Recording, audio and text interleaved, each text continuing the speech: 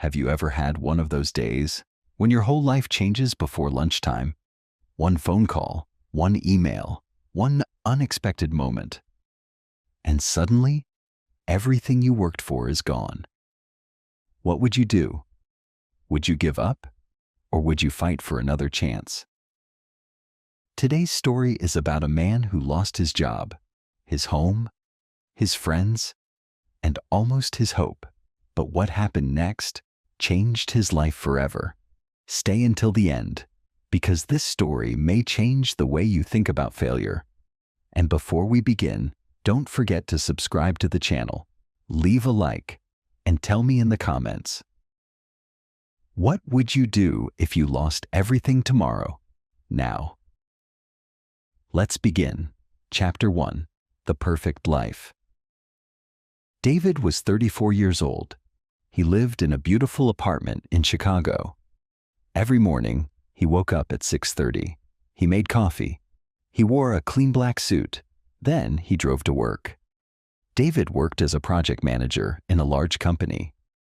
He wasn't rich, but he had a good salary, a nice apartment, a comfortable car, and enough money to enjoy life. People respected him. His parents were proud of him. His friends always said, "You have the perfect life." David smiled every time he heard those words. Because he believed them, he thought everything would stay the same forever, but life doesn't ask for permission before it changes. One Monday morning, David arrived at the office earlier than usual. Something felt strange. The office was too quiet. People were whispering. Nobody was laughing. His friend Michael walked toward him. "Good morning," David said. Michael forced a small smile. "Morning. Is everything okay?" Michael looked around before answering. "I don't know, but something is happening." David frowned. "What do you mean?" "I heard the company is having financial problems." David laughed. "Rumors." "I hope you're right." David walked to his desk. He opened his laptop, checked his emails. Everything looked normal, until a new email appeared. Mandatory meeting, 10 a.m. time to conference room A. His heart beat a little faster. Still, he wasn't worried. He had worked there for 9 years. He had never been late, never missed a deadline, never caused problems. He believed hard work always protected good people. He was about to learn that life doesn't always work that way. At exactly 10 o'clock, more than 100 employees sat inside the conference room. Nobody spoke. The CEO walked onto the stage. His face looked tired. He took a deep breath. Then he said quietly, "I'm sorry." The room became completely silent. "Our company has lost several major clients. We have no choice. We must reduce our staff." David felt cold. His hands started shaking. The CEO continued speaking. "We appreciate every employee here. This decision was not easy. But today, many of you will lose your jobs." The room exploded with whispers. Some people cried immediately. Others stared at the floor. David couldn't move. He kept thinking, "Not me. I've worked too hard. This can't happen to me." Then someone called his name. "David Carter." He slowly stood up. "Please come with human resources." At that moment, his world stopped. The HR manager handed him a small white envelope. Inside it was a single letter. "Employment terminated, effective immediately." 9 years ended with one piece of paper. David couldn't believe it. He walked out of the building carrying only a small cardboard box, a coffee mug, 2 family photos, a notebook, and the company ID card that no longer worked. Outside, the sun was shining. Cars were moving. People were laughing. The world looked exactly the same. But David's world had completely fallen apart. He stood on the sidewalk for a long time, looking at the building where he had spent nearly 10 years. He whispered to himself, "What am I supposed to do now?" He didn't know it yet, but losing his job was only the beginning. Chapter 2. The Fall. David sat inside his car. The white envelope was still in his hands. He read the letter again and again. Maybe, he hoped, the words would change, but they didn't. He was unemployed for the first time in 9 years. He looked at the office building one last time. Employees were walking in and out. Some were smiling, some were crying. Life continued. But his future suddenly looked empty. David started the engine. He didn't know where to go. Home? His parents? A coffee shop? He simply drove. The streets felt different now. Every traffic light seemed longer. Every minute felt heavier. His phone rang. It was his mother. He stared at the screen. He couldn't answer. Not yet. If she asked, "How was work today?" he knew he would cry, so he let the phone ring. After almost an hour, he finally arrived home. He opened the apartment door. Everything looked normal. The couch, the television, the family photos, the kitchen. Nothing had changed. Except him. He took off his jacket, placed the cardboard box on the table, then sat in silence for almost 20 minutes. No television, no music, no phone, only silence. Sometimes, silence is louder than any noise. That evening, David opened his laptop. He updated his resume. 9 years of experience. Leadership, project management, problem solving, excellent communication. He looked at the document and smiled a little. Someone will hire me quickly. He believed it. He sent his resume to 10 companies, then 20, then 30. Before midnight, he had applied for 47 jobs. He closed the laptop, feeling hopeful. "Everything will be okay," he whispered. The next morning, David woke up early, just like every workday. For a second, he forgot. Then reality returned. There was no office, no meetings, no deadlines, no job. His heart felt heavy again. Still, he got dressed, made coffee, opened his laptop, and waited for emails. One arrived. His eyes became bright. He opened it immediately. "Thank you for your application. Unfortunately, we have decided to move forward with another candidate." He sighed. "It's only one.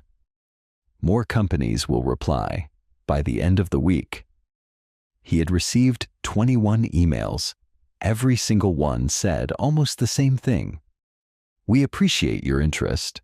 Unfortunately, we have selected another candidate. We wish you the best." David stopped reading after the word, "unfortunately." Weeks passed. His savings slowly became smaller every month. The bills kept coming. Rent, electricity, internet, car payment, insurance, food. The bills never stopped, even when the salary did. One evening, David looked at his bank account. He stared at the number. It was much lower than he expected. He opened a calculator, added all his monthly expenses, then looked at his remaining savings. His face turned pale. "If I don't find a job soon, I only have 2 months left." For the first time, fear replaced hope. A few days later, the landlord knocked on his door. "David?" "Yes." "I just wanted to remind you. The rent is due next week." David forced a smile. "I know. No problem. I'll pay." The landlord smiled politely. I appreciate that. After he left, David closed the door slowly, then leaned against it. He knew something the landlord didn't know. He wasn't sure if he could pay. That night, David couldn't sleep. He stared at the ceiling for hours. Questions filled his mind. What if nobody hires me? What if I lose my apartment? What will my parents think? What happened to my perfect life? He had always believed that success was permanent. Now, he realized something important.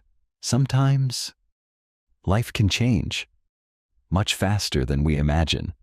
And David had no idea that an even bigger storm was only a few days away. Chapter 3. Losing more than a job. 3 days later, David woke up to the sound of his phone.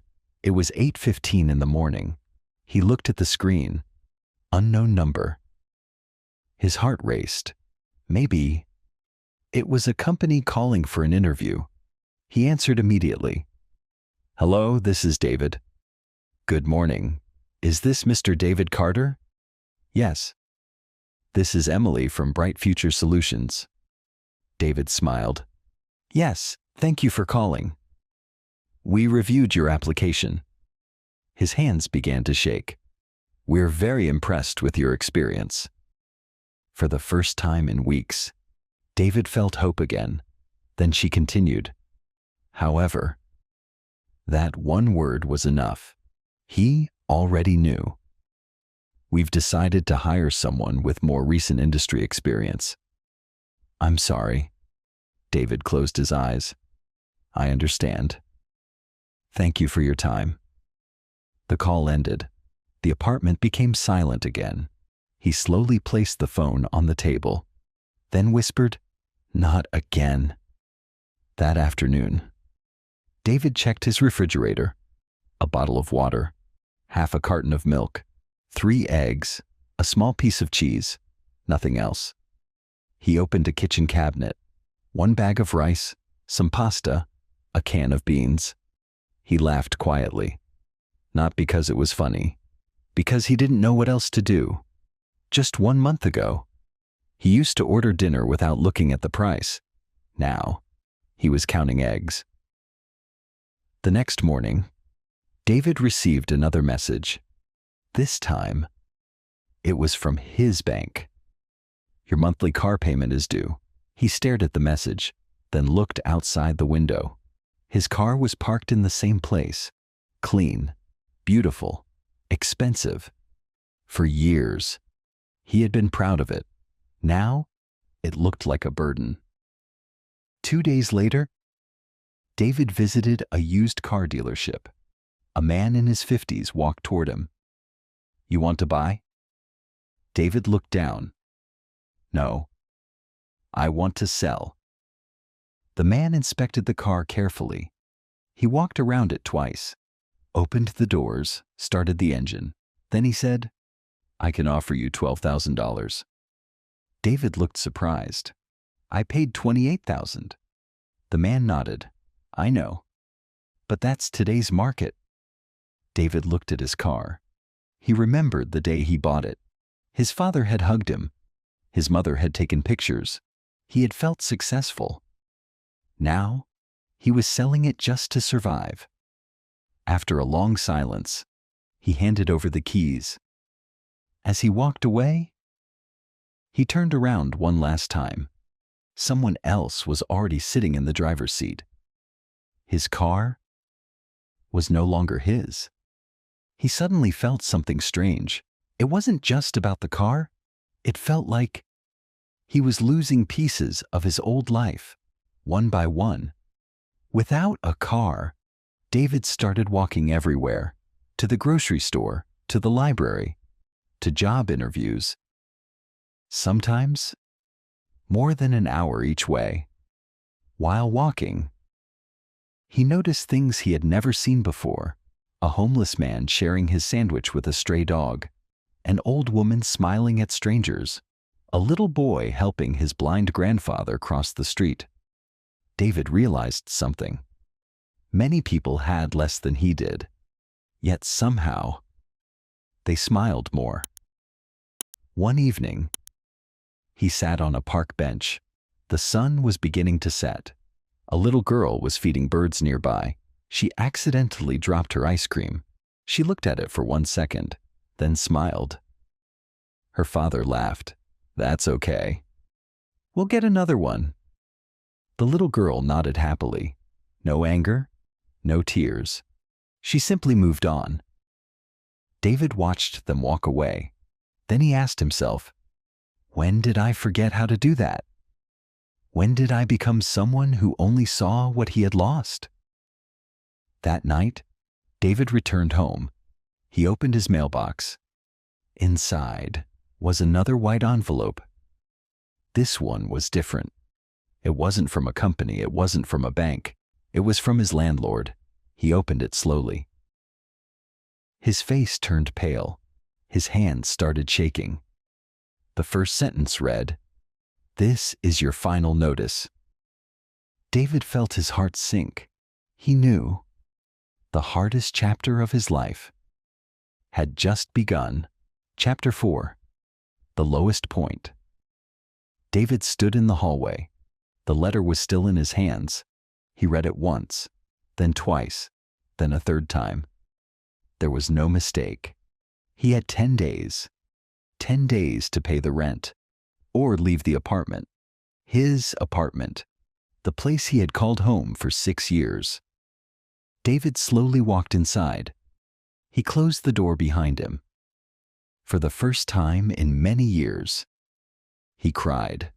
Not loudly, not dramatically, just silent tears. The kind of tears that come when your heart is too tired to fight. The next morning, David looked around his apartment. The television, the bookshelf, the coffee table, the expensive watch his father gave him, the guitar he hadn't played in years. He whispered, "I have to let some things go." That afternoon, he began selling his belongings online. The television sold first, then the coffee machine, then the guitar. Every time someone left his apartment carrying something, it felt as if they were carrying away a memory. One buyer noticed the family photos on the shelf. "You have a beautiful family." David smiled. "Thank you." The man asked, "Are you moving to a bigger place?" David paused, then answered quietly, "I don't know where I'm moving." By the end of the week, the apartment looked almost empty. The living room echoed when he walked.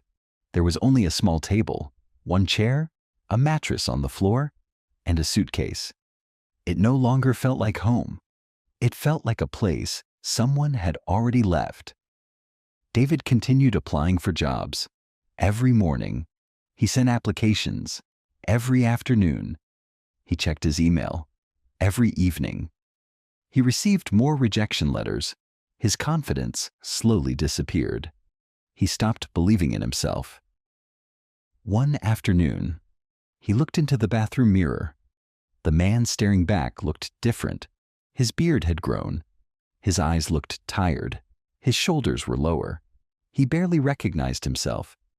He whispered, "Who are you?" There was no answer. 2 days later, David visited another company for an interview. He wore his only remaining suit. It had been carefully cleaned. He wanted to look confident. The interview started well. The manager smiled. "You have excellent experience." David felt hopeful again. They talked for nearly 40 minutes. Everything seemed perfect. As David stood to leave, the manager asked one final question. "Can you start on Monday?" David smiled. "Absolutely." The manager looked uncomfortable. "There's just one small problem." David's smile slowly disappeared. "We've decided to hire an internal employee instead." "I'm very sorry." David nodded politely. "Thank you for your time."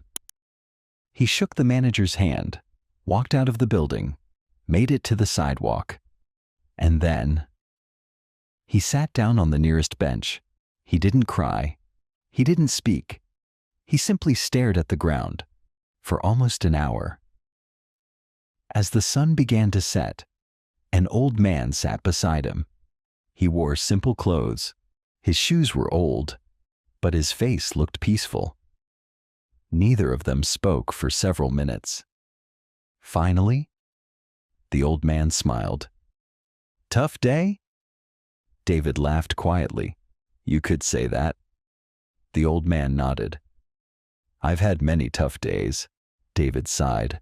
"I lost my job. I sold my car. I'm about to lose my apartment. I've done everything right. So why is this happening to me?" The old man remained silent for a moment. Then he asked a strange question. "Tell me, if someone takes your wallet, do they also take your kindness?" David looked confused. "No." "If someone takes your house, do they take your knowledge?" "No." "If someone takes your job, do they take your experience?" David slowly shook his head. "No." The old man smiled warmly. "Then you haven't lost everything.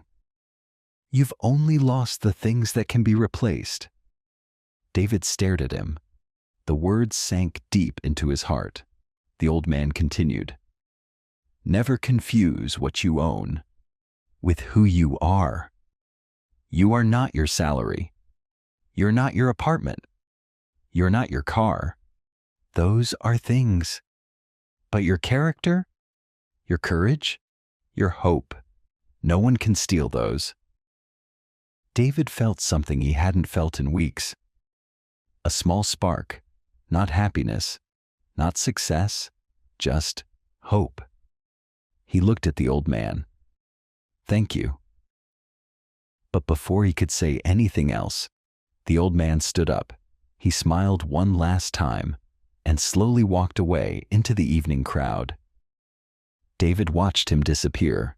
He never learned the old man's name, but those few minutes would change the rest of his life. Chapter 5. A New Beginning. The next morning, David woke up before sunrise, for the first time in months. He didn't feel angry. He didn't feel defeated. He remembered the old man's words. "Never confuse what you own with who you are." He repeated the sentence several times. Then he smiled. Just a little. But it was real. David looked around his nearly empty apartment. He knew he couldn't stay.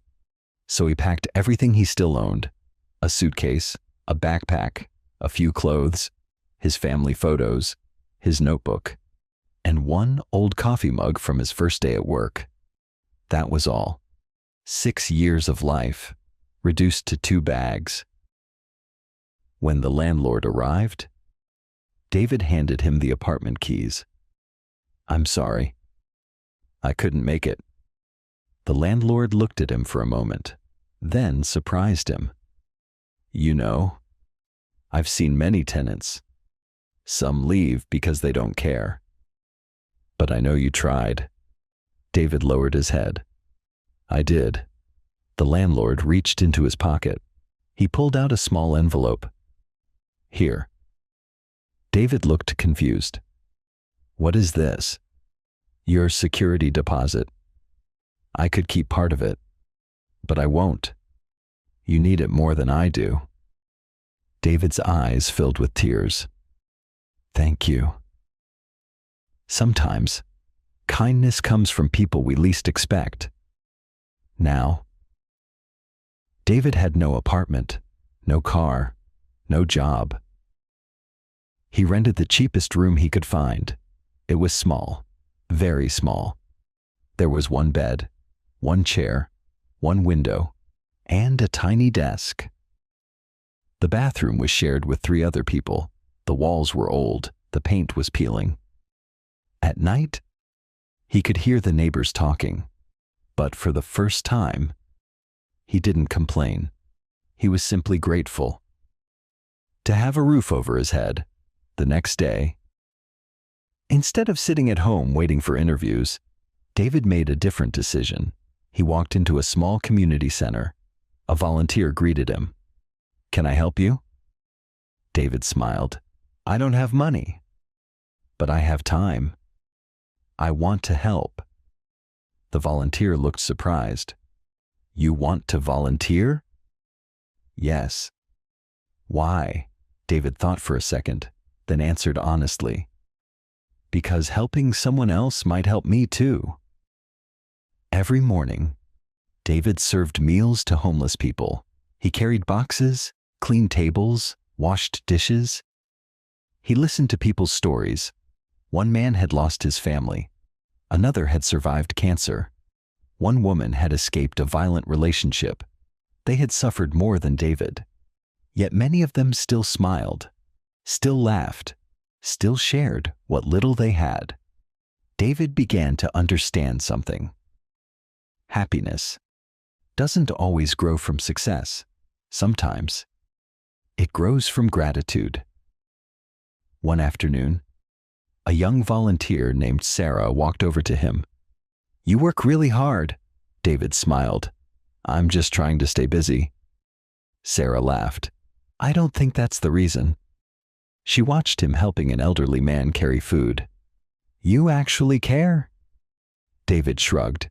"I guess I do." Sarah asked, "So, what did you do before coming here?" David told her everything. The job, the apartment, the interviews, the rejection letters, losing everything. Sarah listened carefully.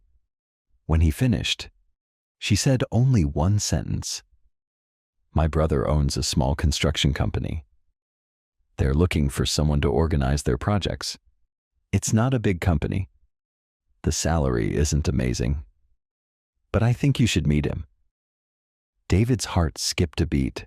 After months of rejection, someone was finally giving him a chance. Not because of his resume, not because of his degree, but because they had seen the kind of person he was. Sarah smiled. "I'll call him tonight." David looked up at the sky for the first time in many months. He whispered, Maybe this isn't the end after all." He had lost almost everything, but without realizing it, he had found something far more valuable, people who believed in him, and sometimes that's exactly where a new life begins. Chapter 6. The Opportunity. The next morning, David woke up before his alarm, for the first time in months. He had somewhere to go. He carefully ironed his only suit. It wasn't new anymore. The sleeves were slightly worn. The color had faded, but it was clean. And today, that was enough. Sarah texted him. "Good luck. My brother is expecting you at 10:00. David smiled. He replied, "Thank you. I won't waste this chance." The construction company was nothing like his old office. There were no glass walls, no expensive furniture, no luxury coffee machines. Instead, there were workers carrying tools, engineers studying blueprints, phones ringing nonstop, people solving real problems. It felt alive. A man in his early 40s walked toward him. "You must be David." "Yes, sir." "I'm Mark." Sarah's brother. They shook hands. Mark smiled. "My sister doesn't recommend people very often." "So, you already have my attention." David smiled politely.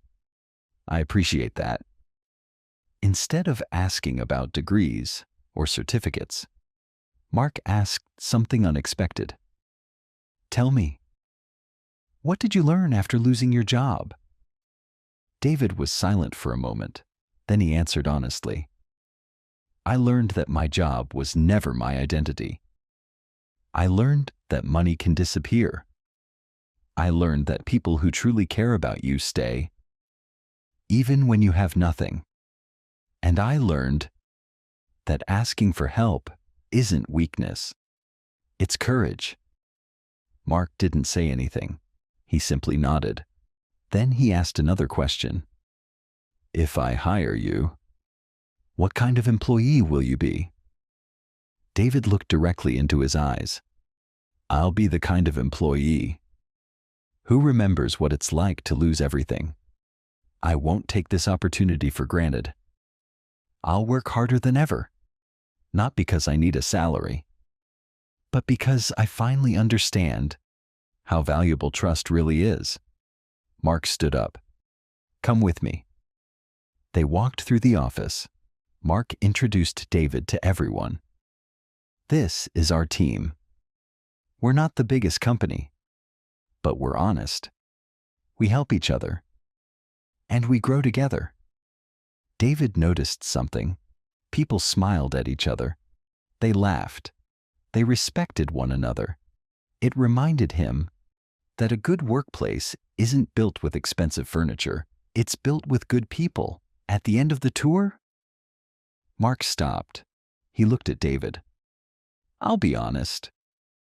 We can't pay what your old company paid. David nodded. I understand. The position is smaller. The office is smaller. The salary is smaller. But, he smiled, the opportunity is real. David didn't even ask about the amount. Instead, he asked, when can I start? Mark laughed. I like that answer. How about tomorrow? David smiled wider than he had in months. I'll be here. As David walked home, he didn't feel like a man who had accepted a smaller job. He felt like a man who had been given a second chance. He looked up at the bright blue sky, then remembered the old man in the park. Never confuse what you own with who you are. Now, those words made perfect sense. On his first day, David arrived 30 minutes early. He greeted everyone, helped wherever he could. He stayed late without complaining. Within weeks, people noticed something different about him. He never said, "That's not my job." He simply helped. If someone needed support, David was there. If a deadline was close, David stayed. If a new employee felt nervous, David encouraged them. Slowly, he became the person everyone trusted, not because he was the smartest, not because he had the most experience, but because he genuinely cared. 3 months later, Mark invited David into his office. David wondered if something was wrong. Mark smiled. I've been watching you. David stayed quiet. You've done something remarkable. You've improved our projects. You've earned everyone's respect. Then, Mark slid a folder across the desk. I'd like you to become our operations manager. David looked surprised. So soon? Mark nodded. I don't promote people because of how long they've been here. I promote people because of who they are. David couldn't believe it. Just a few months ago, he had no job, no apartment, almost no hope. Now, someone believed in him again, but the biggest surprise was still waiting for him. And now meet them. Chapter 7. He never lost hope. 6 months later, David's life looked completely different. He still lived in a small apartment. He still drove an old used car. He still wore the same watch his father had given him years ago. But something inside him had completely changed. For the first time in his life, he wasn't chasing a bigger salary, or a bigger apartment, or a more expensive car. He was chasing something much more valuable, a meaningful life. One Monday morning, Mark called David into his office. I have some news.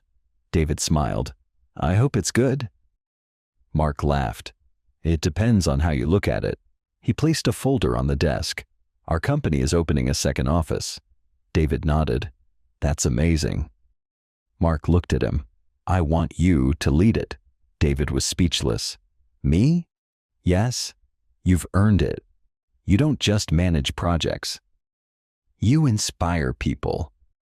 David couldn't find the words. A year ago, he couldn't even pay his rent. Now, someone trusted him to lead an entire office. Life really can change when you refuse to give up. A few weeks later, David walked into the new office for the first time. Dozens of new employees were waiting. Some looked excited, others looked nervous. David remembered his own first day years ago. He stepped to the front of the room.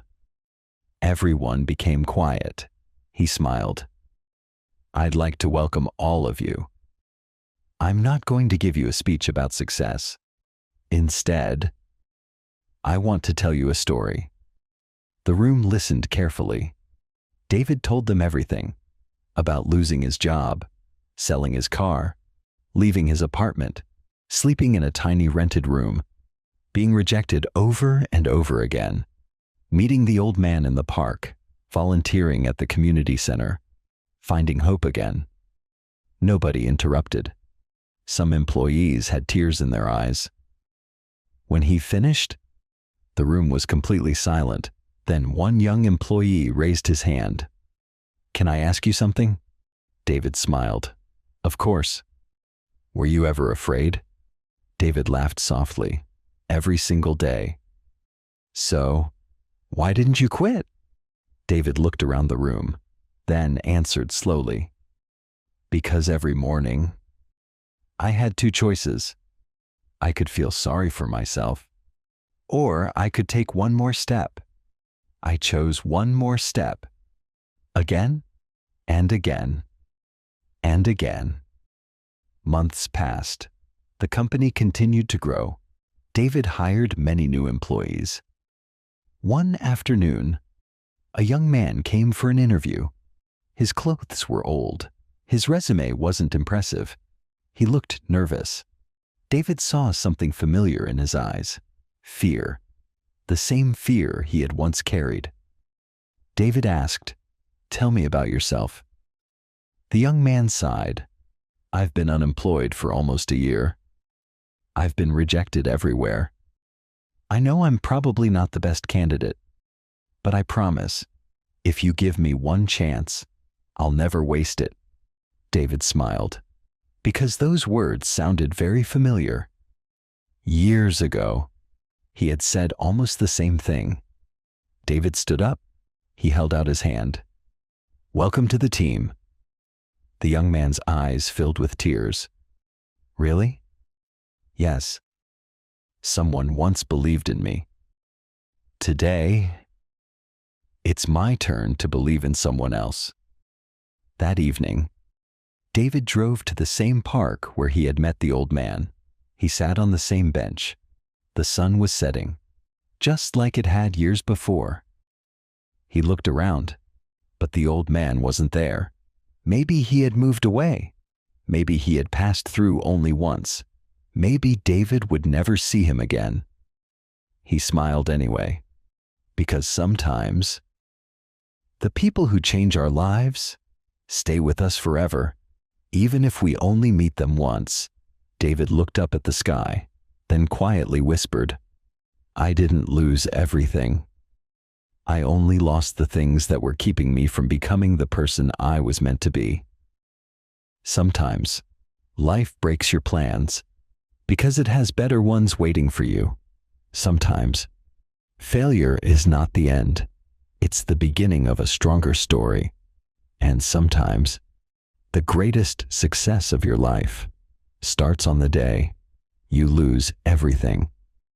The end. If this story touched your heart, please like this video, subscribe to the channel, and share it with someone who needs hope today. And remember this, you can lose your job, you can lose your money, you can even lose your home. But as long as you don't lose hope, you still have everything you need to begin again.